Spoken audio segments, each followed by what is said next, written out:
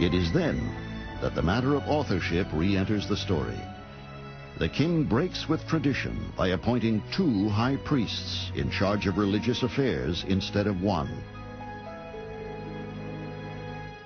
It's not so strange to have 2 high priests. In Israel today there are 2 chief rabbis. The problem is when you have 2 chief priests instead of 1, each one spends most of his day sitting there thinking about how to get rid of the other one. Not only are there 2 high priests, but towards the end of his reign, 2 of King David's sons are vying for the throne. It is uncertain which of them will be appointed the royal successor. A struggle for power ensues, and this embroils the high priests. Each one supports a different royal candidate. When David dies, it is Solomon who is chosen to wear the crown. Now the question is, will Solomon retain the services of both priests, or return to the traditional practice of having only one man in charge of the nation's religious affairs? Not surprisingly, the priest who was loyal to Solomon during his candidacy is chosen. At the same time, the second priest is removed from power and banished from the kingdom. Thus, the priest retained by Solomon assumes an exclusive role. He and his assistants would soon take on new responsibilities as the king begins constructing the first great temple in Jerusalem.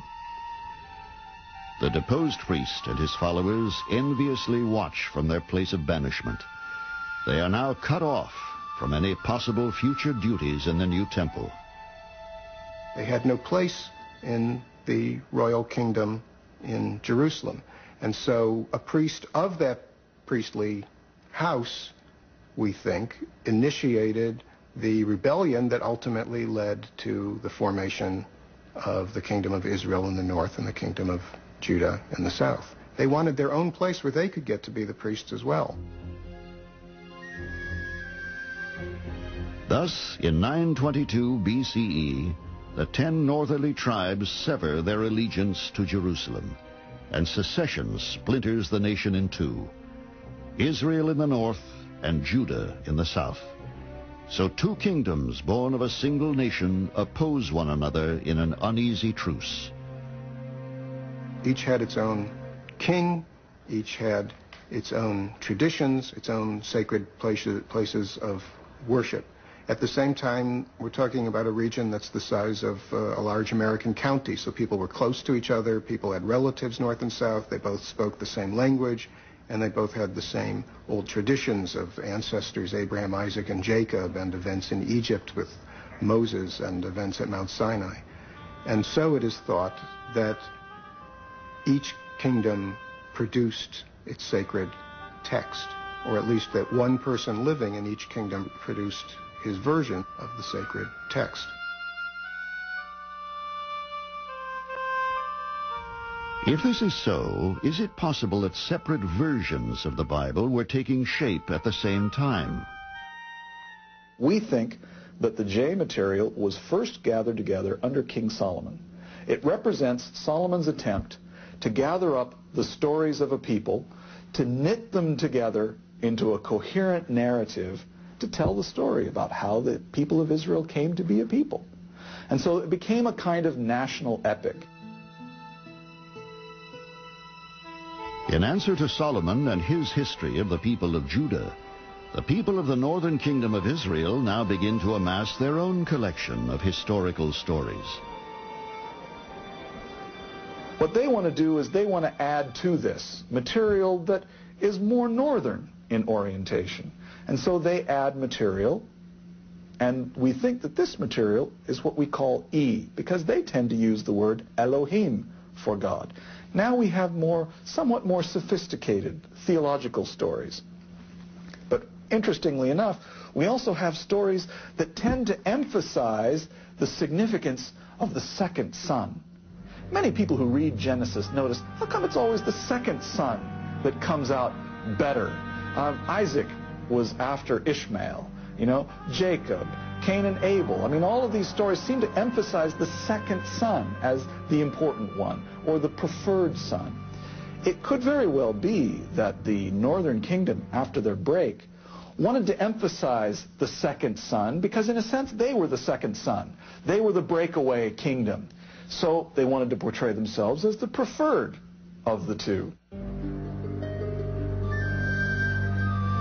Unlike the Bible's favored second son, however, the kingdom of Israel slips into the grip of paganism. As time passes, the people begin to worship Canaanite gods. They would suffer a long and difficult history under 19 kings, 8 of whom would die violently.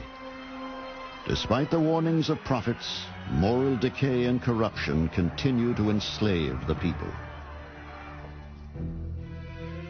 Then, 7.5 centuries before the birth of Christ, the prophecies come true.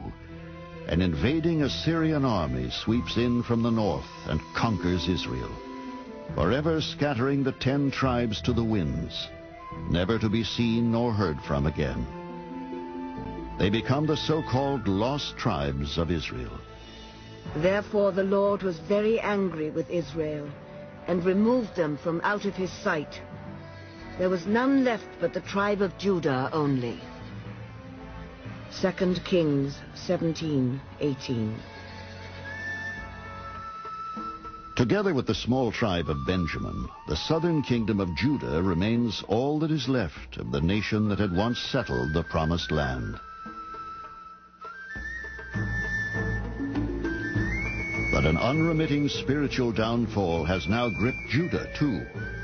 Without any consolidated religious precepts, no laws, no sacred texts, paganism becomes rife throughout the land until King Josiah takes the throne. He tries to usher in change by outlawing idol worship and by a return to the holy covenant made with God at Mount Sinai. Josiah was the young king who, as soon as he comes to the throne, decides that he wants to reform the religion of the people towards a more spiritual attachment to Yahweh, the national God.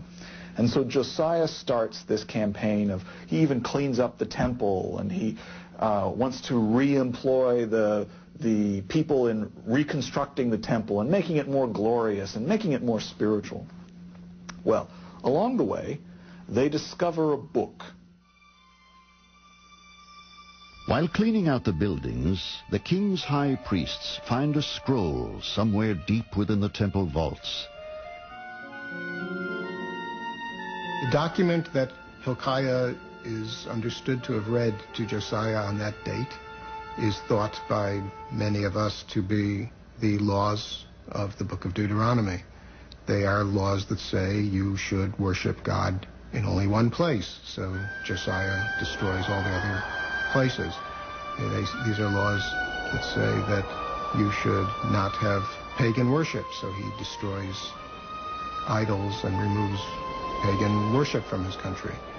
He is the king who follows that law code. It's an extraordinary group of laws, from ritual matters of how to sacrifice to moral matters of how you should treat one another, that you should be just, that you shouldn't oppress a widow or an orphan, that you should take care of the poor. It's an extraordinary body of laws. The laws reveal that the people had deviated from their faith. The author of the book was clearly writing from that perspective, and was perhaps concerned about where society may be heading. He writes in a very definite, observable style that you can see in Deuteronomy and see in 2 Kings, and you see it in one other place in the Bible. It's in the prose of the book of the prophet Jeremiah. And so I have suggested the likelihood that the same person is the author of the prose parts of the book of Jeremiah and the history that runs from Deuteronomy to 2 Kings. The Bible tells us that the person responsible for writing down much of Jeremiah's work was his trusty scribe, Baruch.